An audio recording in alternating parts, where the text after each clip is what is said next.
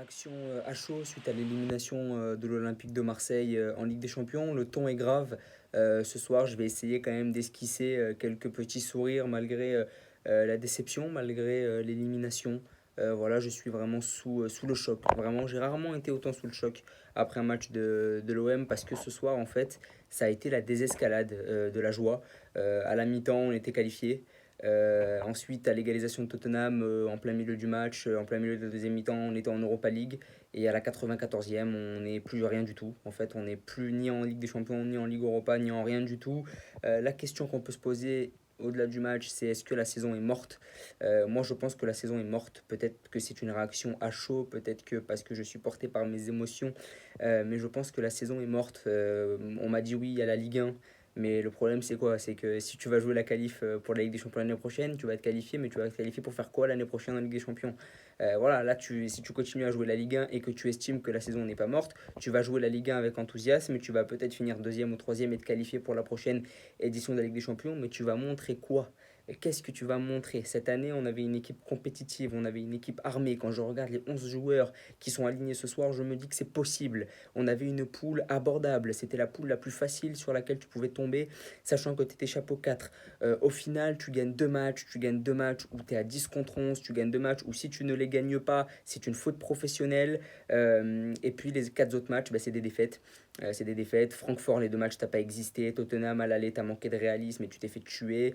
Et aujourd'hui, c'est une faute professionnelle. Je suis désolé. Et si on parle du match, bah, la première mi-temps était de très grande qualité. Vraiment, j'ai vu un OM très solide.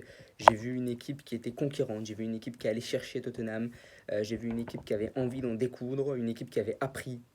Une équipe qui voulait aller chercher cette qualif. Et l'OM marque ce but. Et la consécration de cette première mi-temps, c'est ce but de Mbemba. C'est tout un symbole hein, que ce soit Mbemba qui mette ce but. Tant Mbemba est le meilleur joueur de l'OM peut-être depuis le début de la saison avec Gendouzi.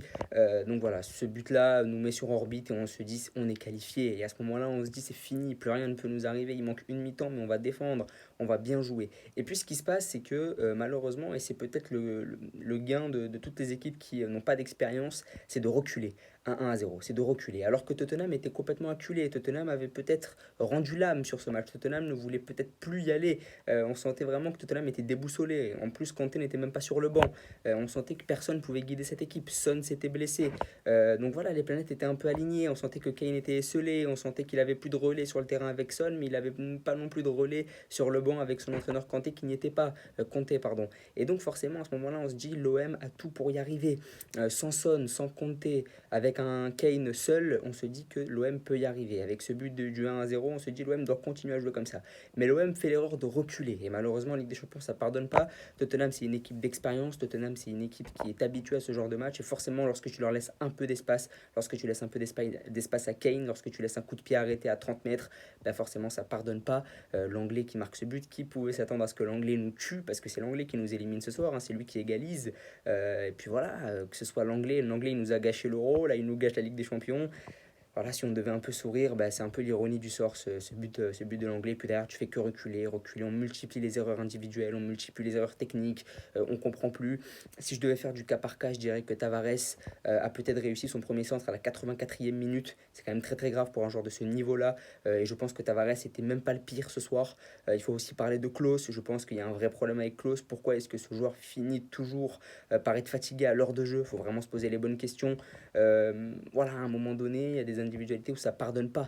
Je suis désolé, mais un joueur comme Tavares, des joueurs comme Klose n'ont pas été au niveau ce soir. Et c'est à eux qu'il faut s'en prendre en premier lieu, parce que c'est des joueurs qui ont fait un très bon début de saison, sur lesquels on avait beaucoup d'attentes. Et ce soir, ils ne lui ont pas répondu. On peut parler de Tudor, et aujourd'hui, je sais que Tudor est extrêmement critiqué. Mais il ne faut pas oublier que Tudor a quand même fait le meilleur début de saison de l'histoire de l'OM. Il ne faut pas le brûler vif comme ça, voilà, sur place publique. Mais c'est vrai que ce soir, il a fait des choix incompréhensibles. Il fait rentrer Gigot à la place de Bailly, bon d'accord, mais ensuite il fait sortir Gigot pour faire rentrer Kolasinac. Si Kolasinac marque sa fameuse tête, on se dit c'est le meilleur coach de tous les temps et quel coup de génie. Mais Kolasinac malheureusement ne marque pas sa tête et on peut se demander pourquoi est-ce que Kolasinac est rentré finalement pour faire sortir Gigot. Est-ce que Gigot était blessé? Je ne sais pas du tout. Ensuite, Pourquoi faire rentrer Caboret? Et là, je le redis encore une fois, il ne faut pas lever l'option d'achat de 20 millions pour Caboret parce que ce joueur n'a pas le niveau. Même si Klose est fatigué, je préfère un Klose fatigué qu'un Caboret. Voilà, je le dis très clairement ce soir. Je préfère un Klose qu'un Caboret. Voilà, je préfère un Klose à 50% qu'un Caboret à 100. Je ne vois pas la plus-value que peut apporter Caboret sur ce genre de match. Ensuite, les autres changements. Le seul changement que j'ai compris, c'est peut-être d'avoir fait rentrer Under. Bon, voilà, ça, il t'a apporté le centre sur la tête de Kolasinac. Ça aurait pu être légendaire là aussi comme changement. Malheureusement, c'est pas le cas. Luis Suarez est encore rentré tard, mais je suis désolé, Luis Suarez n'a pas le niveau pour jouer à l'OM et en Ligue des Champions, il n'aurait même pas dû être inscrit tant ce joueur est scandaleux. Voilà, il n'a pas le niveau. Voilà, c'est comme ça arrive hein, de ne pas avoir le niveau, c'est pas un crime, mais ne le fais pas rentrer si ce joueur n'a pas le niveau en fait. Et puis Payet et Gerson, je me demande bien quel est le problème. Tu peux faire rentrer Payet et Gerson à 20 minutes de la fin, on va pas te tuer si tu le fais. C'est des joueurs créatifs qui peuvent apporter quelque chose, même s'ils sont pas en forme. Je l'ai dit dans une dernière vidéo, Payet et Gerson, même si c'est pas la grande forme, ils peuvent quand même t'apporter quelque chose sur 15-20 minutes. Ils peuvent courir, ils peuvent trouver des différences techniques, etc. Donc c'est vraiment dommage. Je comprends pas le coaching de Tudor. Pourquoi faire rentrer Caboret? Pourquoi faire rentrer Kolasinac? Pourquoi Payet et Gerson ne sont pas rentrés? Pourquoi Suarez rentre alors qu'il n'a pas le niveau? Je n'ai pas compris le coaching de Tudor. J'ai trouvé Tudor extrêmement nerveux, extrêmement sanguin. Ça peut se comprendre. Et puis aussi, le détail qui n'échappe pas, c'est qu'on était qualifié en Europa League. À un partout, à la 93e minute, on est qualifié en Europa League. Et oui, on était déçus d'être en Europa League, mais au moins c'était un moindre mal. On aurait pu au moins s'enthousiasmer pour quelque chose, on aurait pu au moins viser une certaine ambition. Là, il n'y a plus rien. Là, il n'y a plus rien à jouer. Je suis désolé, mais la saison est morte. Et donc pourquoi? La théorie qui circule, c'est que l'OM n'était pas au courant qu'ils étaient qualifiés en Europa League, qui pensaient que c'était fini. Dans ce cas-là, c'est une faute professionnelle du staff. Et les staffs auraient dû tenir au courant les joueurs qu'ils étaient qualifiés en Europa League. Ils auraient dû tenir ce score et ne pas s'ouvrir comme ça. Et puis s'ils étaient au courant, c'est encore pire, c'est vraiment une faute professionnelle. Voilà, pourquoi est-ce que tu laisses Mbemba en 1 contre 3 alors que tu tiens l'Europa League en fait? Tu la tiens. Et puis il y avait vraiment un problème d'expérience. Voilà, j'ai souligné vraiment un gros problème d'expérience, des centres qui n'arrivent pas à la 93e minute, quand il y a un partout que tu dois absolument marquer, il faut balancer les centres, les balancer, les balancer. Et j'ai vu une équipe de l'OM faire tourner. Ils ont tellement fait tourner qu'à un moment donné, ils ont trouvé Tavares hors jeu. Donc bon, ça a été extrêmement compliqué de ce point de vue-là pour l'OM. Vraiment, c'est une soirée.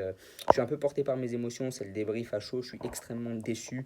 Mais voilà, ce soir, je ne comprends pas le coaching de Tudor. Je ne comprends pas le fait qu'on se fasse éliminer comme ça à la 94e minute alors qu'on était en Europa League et qu'on aurait pu tenir ce match nul. C'était le moindre mal. Pourquoi est-ce que tu mènes 1-0 à la 45e, tu es qualifié en 8e de Ligue des Champions, voire même premier si le score de l'autre match s'était avéré bon pour nous, positif pour nous, bah là, tu te sabordes comme ça. Pourquoi est-ce que tu te sabordes comme ça en 45 minutes? Tu passes de qualifié en 8e à éliminer toutes les compétitions européennes. J'avais l'impression un peu d'être un supporter du PSG, voilà, de connaître cette désescalade et puis ce genre de sentiment hyper amer quoi, et c'est extrêmement compliqué. Je ferai peut-être une autre vidéo à froid, mais là à chaud je suis un peu porté par mes émotions. Peut-être que je dis n'importe quoi, évidemment dites-le moi dans les commentaires, mais que je suis déçu ce soir. Voilà, merci beaucoup d'avoir regardé cette mini vidéo hyper improvisée, c'était absolument pas prévu mais l'heure est grave. Donc voilà, n'hésitez pas à vous abonner, à liker, à partager, merci beaucoup.